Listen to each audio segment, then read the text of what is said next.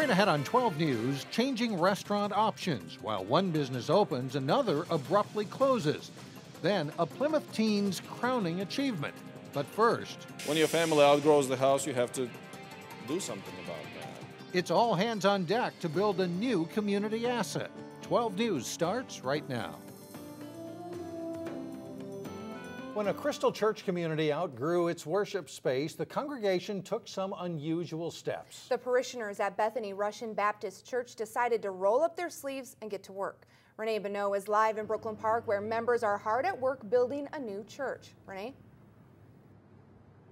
Mike and Jen, Bethany Russian Baptist Church hopes to, in about 2 months, welcome its members to a new, larger sanctuary here on Brookdale Drive. But few will be strangers to the building by then.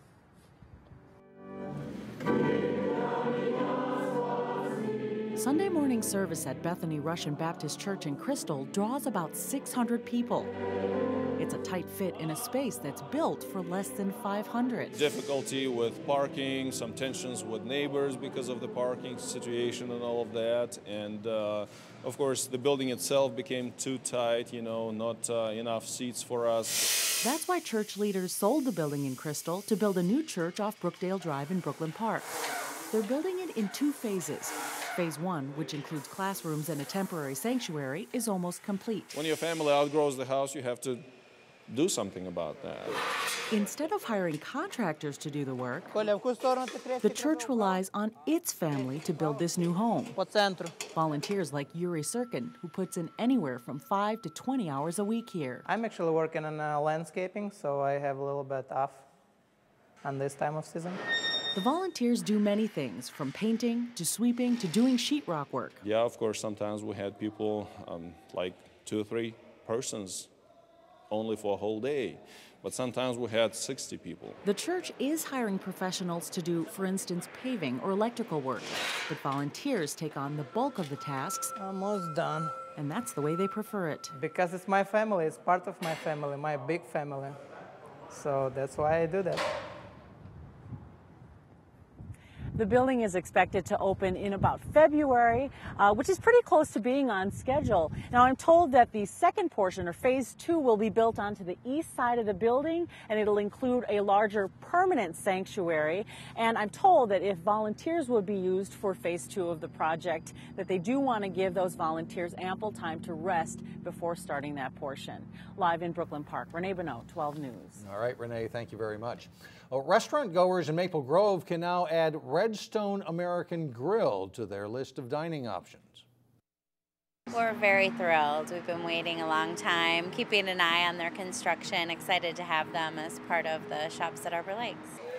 Redstone officially opened its doors this morning to a steady flow of customers. The restaurant employs 135 people and fills the void left by Boston's restaurant, which closed in July. The newly remodeled building features an outdoor patio with a fire pit and a spacious dining area where fresh rotisserie chicken was on display. Now, some people have raised concerns about available parking as more stores open at the shops at Arbor Lakes, but Redstone employees didn't sound too concerned. I mean, there's a lot of parking up here. We've got a great lot right here. Everybody says, are you worried about parking? You know what I'm worried about? That I hope that becomes a problem for us. That's my biggest problem, parking. I've done okay. Redstone management says if parking does become a problem, they'll look into offering valet service.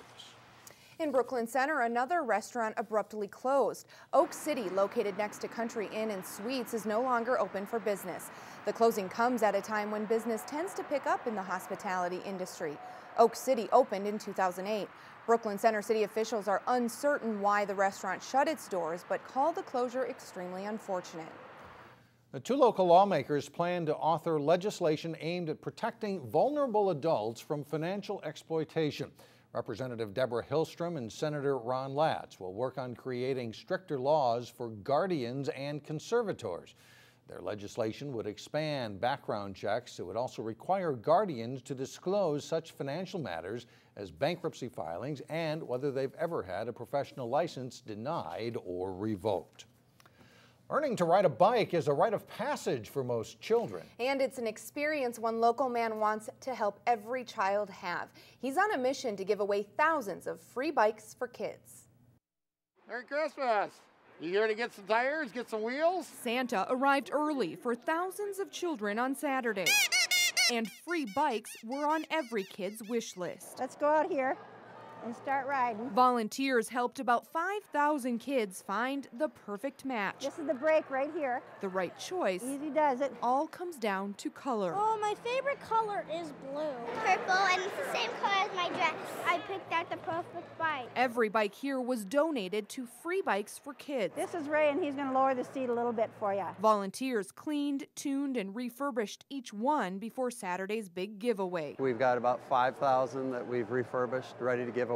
This is all the brainchild of Terry Esau. Every child who is getting a bike is getting a helmet. He started Free Bikes for Kids 5 years ago. There are tons of kids out there who don't have a bike, have never had one. We want to put an end to that. More than 100 nonprofit agencies around the metro helped identify and register families in need. I have 2 boys, and they love to ride bikes, and this is just a blessing right around Christmas time. Each child left with a bike of their choice, a helmet. I think she wants this one. And a lot of excitement. I'm looking forward to ride my bike today because they go fast. They gave me a free bike, and that's pretty nice. It's a fun day. To see all these little kids on bikes is just great. Allina Health partnered with Free Bikes for Kids to provide all of the helmets, and a lot of happy kids wheeling around there. It's pretty cool. Yeah, just in time for Christmas, as yeah, you said. good so timing. Even better. Up next on 12 News, a Plymouth teen's no ordinary feat. We'll meet Miss Minnesota Teen USA coming up next. Then later in sports, some of the area's top girls basketball teams show their stuff at the Breakdown Tip-Off Classic. But first, it's your AccuWeather forecast.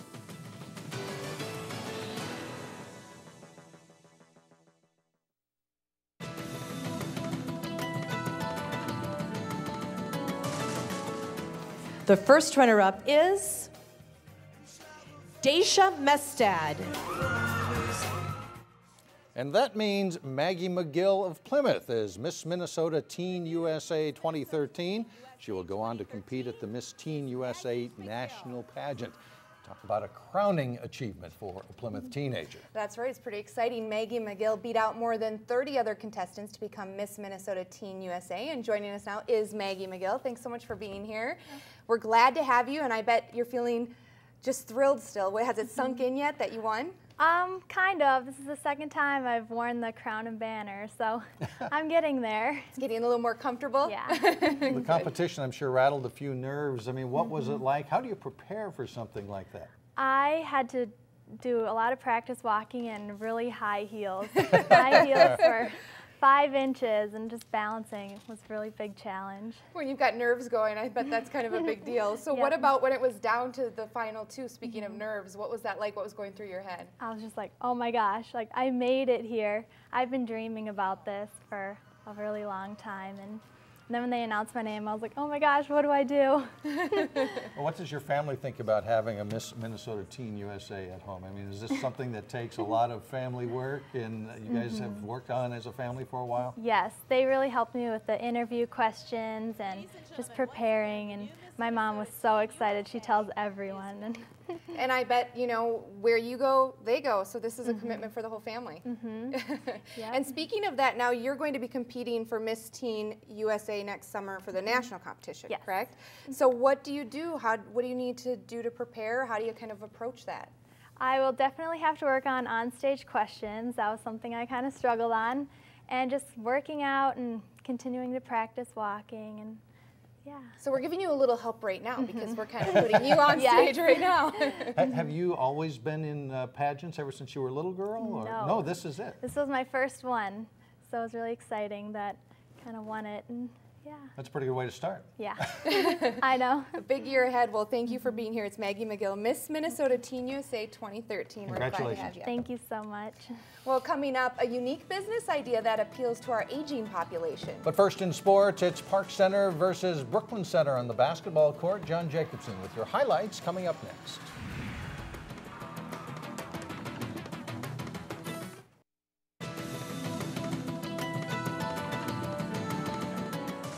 Here's a game of hoops where the camaraderie is as important as the competition. Police from Brooklyn Park and Brooklyn Center in the blue shirts took on area teens in a friendly game of hoops on Friday night at Park Center High School. It was the second annual anti-violence basketball game.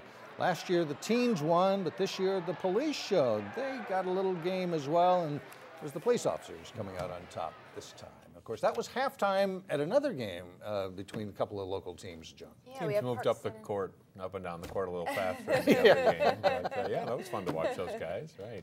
Yeah, Park Center are looking for a big season. They get off to a good start. Most local boys basketball teams get started this week, with one team aiming for big things started Friday night against a neighboring school. A good crowd on hand as Park Center hosts Brooklyn Center. Park Center digs the ball loose and is off and running. Quentin Hooker to Devin Buckley. Back to Hooker for the layup and an early lead. 26 points on the night for Hooker. But underdog BC plays well in the first half. Trevante Marshall drives and scores on the runner in the lane as the Centaurs stick close to the Pirates throughout the half. Good rotation here for the Pirates. 4 players touch it before Buckley knocks down a 3. He's a big addition from Prairie Seeds Academy. Buckley scores 17 in the game.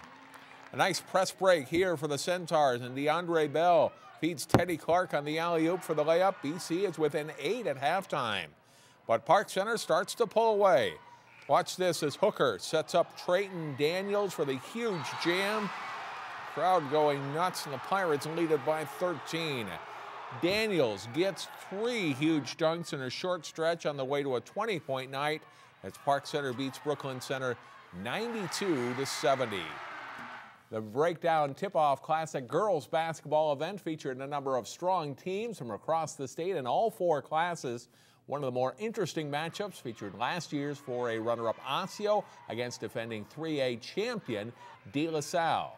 The Islanders' Payshana Johnson picks off the pass, takes it in for the layup. Johnson scores 17 points.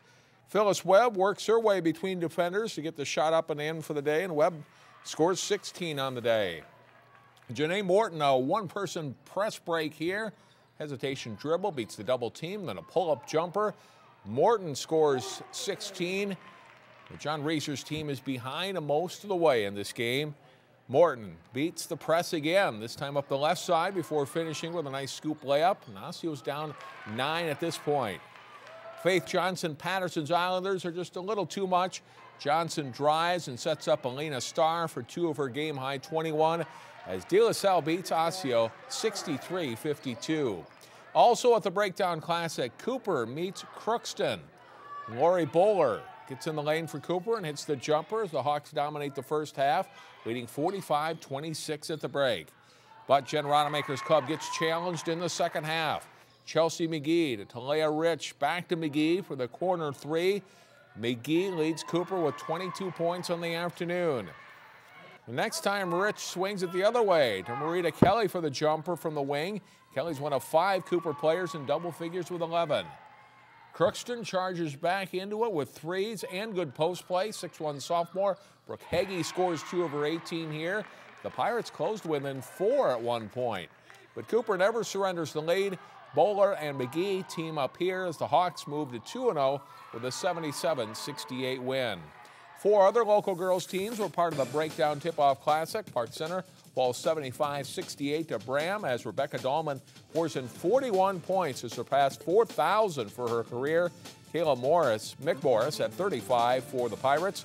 Host Hopkins beat one of the top teams in Kansas, Olathe Northwest, by 14. Nia Coffey had 19 to lead the Royals.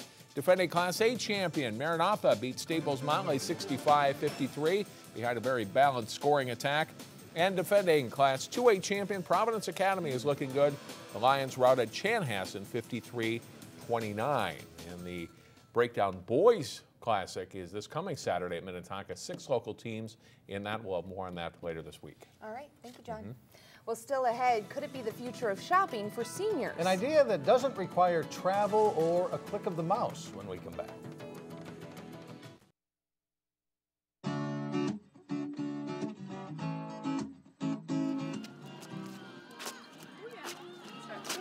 The crowds at Saturday night's Sleigh, Belle, and Sparkle Parade in Maple Grove were treated to a special performance from a group called the Sleigh Belle Dancers. The troupe of dancing divas consists of performers in their early 20s to early 60s. And Saturday, they showcased their high kick routine for a delighted audience outside the Maple Grove Government Center. We're excited to be a part of the Maple Grove Parade. It was a wonderful night, lots of people, and we had a blast. You can see them perform again next Sunday at the Rosedale Mall or December 23rd in the Minneapolis Holidazzle Parade. For years, local business owner Kathy Honey operated gift shops in Robbinsdale, Maple Grove, and St. Paul. If you remember Lavish, you know those gift stores closed down after the recession hit. But that's not the end of the story. A new business has sprung forth, as Alexandra Renslow discovered in this week's Business Matters. At this Plymouth senior living facility, up in the library. Oh, look at it. They're beautiful. The colorful and the shiny catch the eyes of some die-hard shoppers. Whether you're 18 or 88, when you like to shop, you like to shop. Welcome to A Little Lavish, Kathy Honey's new mobile retail business that makes stops at independent living facilities near you. So much fun to shop for what you can't go out and buy. I'm glad you came by today. Yeah. Taking her gift shop on the road for seniors is an idea that came to Kathy after visiting this facility weekly to caretake for a family friend. I was wearing one of these stretch rings one day, the kind that that fit a lot of different fingers. And one of the residents bought it right off my hand. From scarves and jewelry, $3.95, that's nice, to note cards and lotions, Kathy has her pulse on what seniors want. Living in a place like this is an adjustment, and it is a change, but yet you still want fun things, you still want new things, but a lot of them can't get out to do it. She's got the nice hand cream, and of course you never go away without buying a ring. 93-year-old Verna Nora never leaves empty-handed. 78-year-old Faye Peterson arrives early with money to spend. It's my money. When it runs out, it runs out. I might be looking for a job tomorrow, who knows? Maybe it's a good thing this mobile gift store only stops by every couple of months. But with this new business, owner Kathy Honey has found a customer base in the market to buy. We're getting to know the people and know what they want, and it's making them feel good too. In Plymouth, Alexandra Renslow, 12 News. A Little Lavish is planning to make stops at 30 to 40 different senior living facilities by the end of next year. Such a good idea. It makes so much sense. And they're having some fun doing it. Yeah, looks like you on can tell. Both sides of the deal. And before we say goodnight, we should say welcome back, because Jennifer's been gone for a couple of months. Time it feels Yeah, becoming a mom for the first time. It's great. I know. I have to say hi to my little champ at home. He's home with Grandma right now, so it's good to be back, but it's hard to leave. Hard to leave the little one home. Yeah. Well, that's all the news for now. Thanks for joining us. Stay with us. Community Corner coming up next. See you back here again tomorrow.